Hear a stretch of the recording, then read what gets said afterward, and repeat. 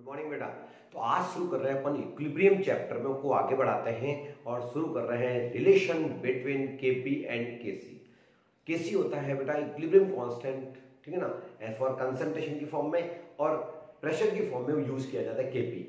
तो देखिए बेटा, सपोज ये reaction occurs in the following way, N1A plus N2B gives, equilibrium का निशान लगाना ही है, M1C and M2D. What is the N1 and N2 here? Number of moles of reactant. And what is M1 and M2? Number of moles of product. Okay? तो सबसे पहले आप two equations बना लेते हैं। सबसे पहले अपन लिखते हैं Kc क्या होता है बेटा, तो इक्विलिब्रियम कांस्टेंट Kc कैसे लिखते हैं, वही अपने याद करो, concentration of the C, product की कंसंट्रेशन की पावर M1, फिर D की कंसंट्रेशन की power M2, concentration of A, concentration of A है बेटा इसकी पावर N1 और कंसंट्रेशन ऑफ बी की पावर N2। इसको बना लो इक्वेशन नंबर 1। इसी तरह से बेटा फॉर केपी, केपी क्या होता है, प्रेशर की फॉर्म में लिखना होता है, तो इसको लिख देते हैं पीसी M1, फिर ये pressure of the D, pressure of D ये पीडी हो जाएगा M2, ठीक है ना। इसको सब्सक्राइब, ठीक है ना, सुपरस्क्रिप्ट में और सब्सक्रिप्ट टाइप में लिख दीजिए इसको। इसका क्या हो जाएगा, कंसंट्रेशन ऑफ या पार्शियल प्रेशर, प्रेशर है ये तो प्रेशर की फॉर्म में, प्रेशर ऑफ पी है, ठीक है ना, और पार्शियल प्रेशर ऑफ बी हो जाएगा यहाँ पे N2। आपको नॉलेज हो गया what is the PA, PB, PC and PD here, ठीक है ना। PA, PB, PC and PD are the partial pressure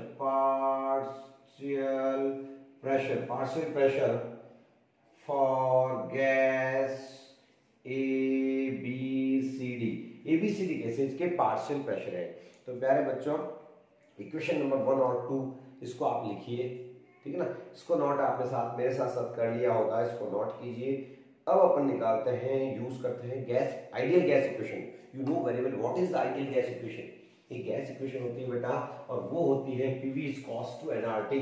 We know that from ideal gas equation, ideal gas equation आपके आएगी, यदि आपने नहीं पढ़ा है तो आपके 5th चैप्टर में आती है। आइडियल गैस इक्वेशन होती है PV is cos to nRT।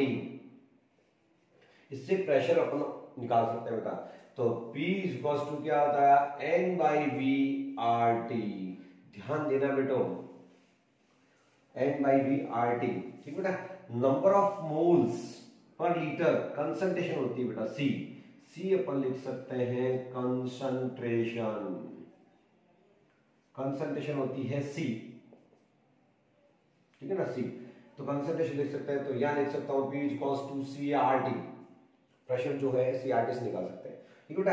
अब अपन को PA, PB, PC निकाल सकते हैं आराम से, कंसंट्रेशन चेंज आगे RT हो गया। मान लीजिए पार्शियल प्रेशर ऑफ PA निकालना है, तो आ जाएगा आपके A की concentration RT for PB, B की कंसंट्रेशन, ये डिब्बा जो बॉक्स पर है तो कंसंट्रेशन का ये RT, इसके लिए जाएगा PC, C की कंसंट्रेशन RT और PD हो जाएगा बेटा D की कंसंट्रेशन RT।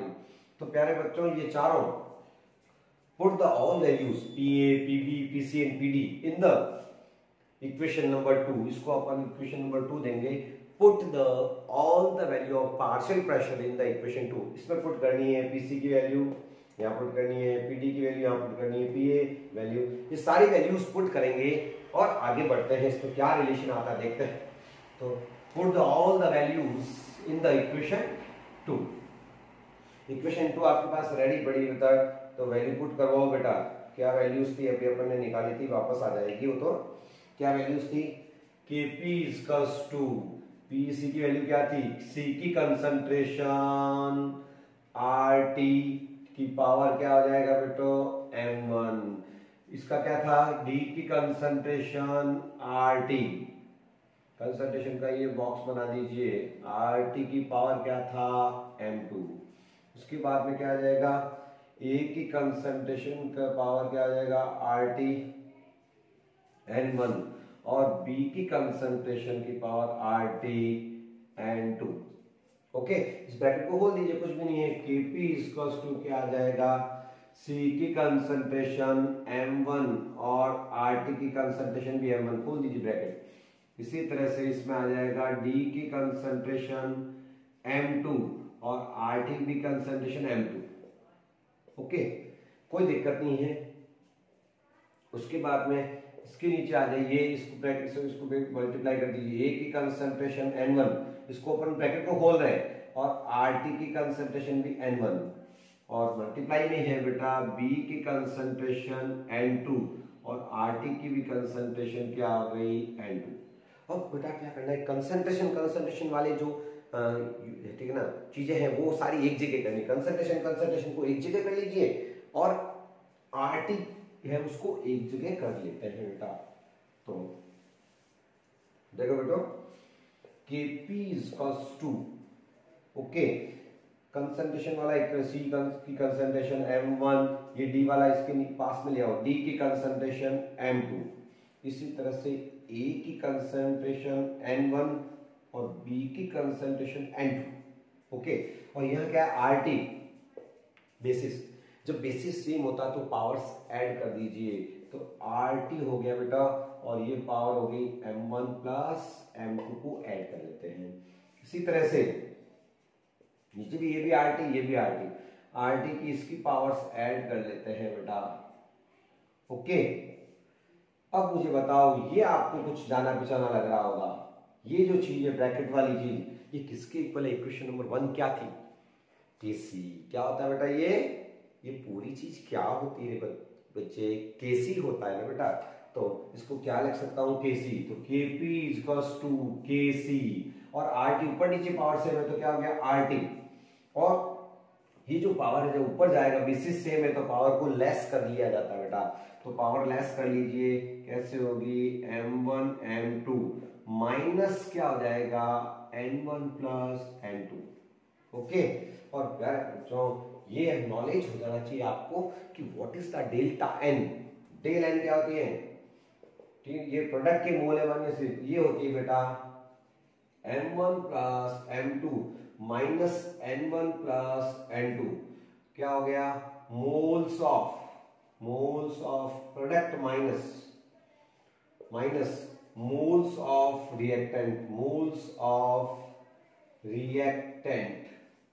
प्रोडक्ट के मोल में से रिएक्टेंट के मोल जब बाहर निकाल देते हैं तो ये आ जाएगा आपके डेल्टा एन। तो क्या लिख सकता हूं उसकी, डेल एन। तो फाइनल फॉर्मूला आ रहा है बच्चों, Kp इक्वल्स टू Kc की पावर RT की पावर क्या हो जाएगा, डेल एन।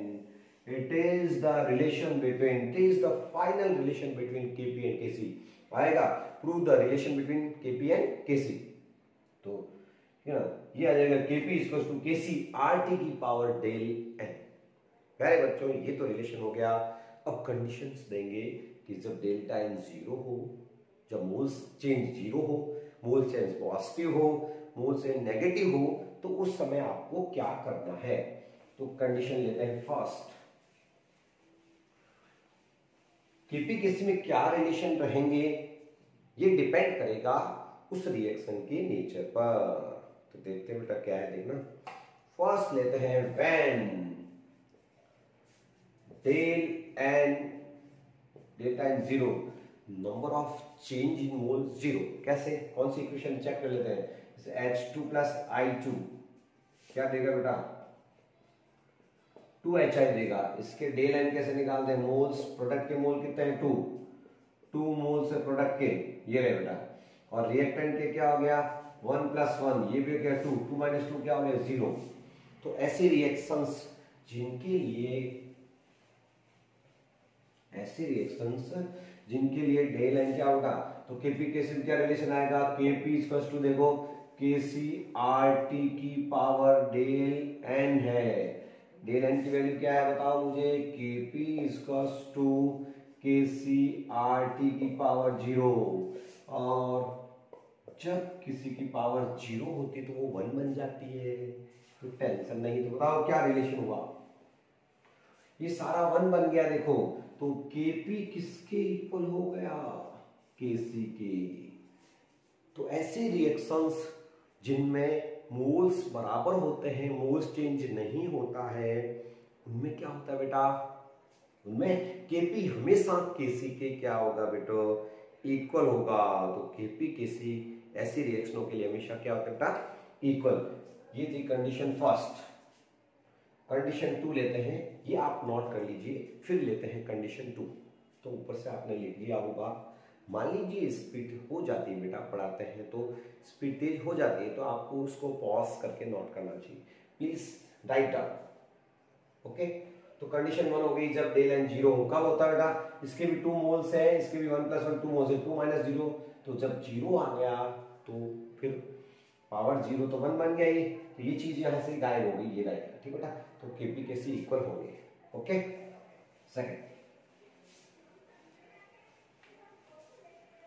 सेकंड कंडीशन क्या है बेटा, देखिए, व्हेन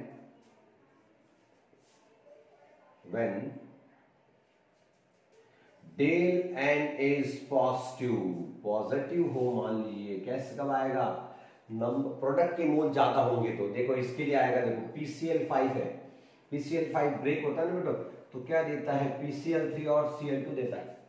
PCl5 जो ब्रेक होता है तो PCl3 + Cl2 देता है, ठीक है ना। तो डेल एन क्या आएगा इसका, इसके मोल से 1 + 1, ये तो 2 मोल से, प्रोडक्ट का 1 मोल ही है, तो 2 - 1 क्या है, +1।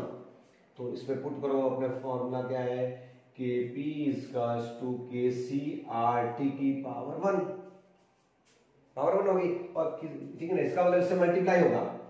ये बेटो जब आपके R और ये सब इससे मल्टीप्लाई होंगे तब इक्वल है, तो इसका मतलब बड़ा कौन हुआ, मान लीजिए ये, ठीक है ना, ये चीज नीचे ले जाते हैं तो डिवाइड में हो जाती है, ठीक है ना। तो ऐसे रिएक्शनों का हमेशा Kp ग्रेटर होता है Kc से, क्योंकि मल्टीप्लाई में है जब इक्वल है, इसका मतलब ये नहीं होता तो ये बड़ा है फिर बेटा। तो ऐसी रिएक्शनों के लिए हमेशा Kp is greater than Kc, ठीक है ना। For these reactions Kp is greater than Kc, ऐसी रिएक्शनों का Kp हमेशा क्या होगा प्यारे बच्चों, बड़ा होगा। तो it is the condition number 2। Last condition आ रही है, ठीक ना, और वो है बेटा व्हेन, लिख दीजिए, नोट कर लेना बेटा, साथ साथ में नोट भी करना है, समझना भी होता है प्यारे बच्चों। तो क्या है बेटो, व्हेन कहेंगे अपन, when del N is negative, negative कब आएगा, जैसे यहाँ पर process N2 + 3H2 gives, condition 3 है बेटा ये, 2NH3। इसका डेल एन निकालो, बताओ कैसे निकालो, आप बताओ। तो क्या करना चाहिए, मोल्स ऑफ प्रोडक्ट कितने बेटा, 2, got is del N, moles of product, product के मोल 2, रिएक्टेंट के मोल्स है ये आगे जो लगता है, इसका तो 1 मोल है, ये देखो 3 लगेगा, इसके 3, तो टोटल हो गया 3 + 1 4, तो ये आ गया -K2। इस पे Kp Kc का रिलेशन क्या होगा, देख लो, Kp = KcRT की पावर क्या होगी बेटा, -2। तो इसका मतलब इसको नीचे ले जाओ तो Kp = Kc, ये हो गया RT का स्क्वायर। तो बेटा नीचे ले जाते हैं डिवाइड में, तब ये जाके इक्वल हो रहा है, इसका मतलब बड़ा कौन है, Kc बड़ा है। ऐसी रिएक्शन के Kc इज ग्रेटर देन क्या हो जाएगा बेटो, Kp। तो ऐसे रिएक्शनों के लिए Kc बड़ा होता है किससे प्यारे बच्चों, ठीक है बेटा, Kp से। तो बहुत ही बढ़िया रिलेशन है बेटा, Kp Kc में क्या रिलेशंस होंगे ये पता चल गया। किस रिएक्शन के लिए Kp बराबर आएगा, कैसे कम आएगा, वो अपन कर सकते हैं बेटा। तो अब नेक्स्ट वीडियो में अपन Kc के फॉर्मूले कैसे डिराइव करते हैं, Kp Kc के फॉर्मूला डेरिवेशन सीखेंगे, वो भी काम आता है। किसी भी इक्वेशन में कैसे फॉर्मूला डिराइव किया जाता है वो, और उसके बाद में अपन prediction of the direction of the reaction, किसी का भी अपन रिएक्शन क्वेश्चन जो होता है उससे पता लगा सकते हैं कि कौन सी डायरेक्शन में रिएक्शन जाएगी। ठीक बेटा।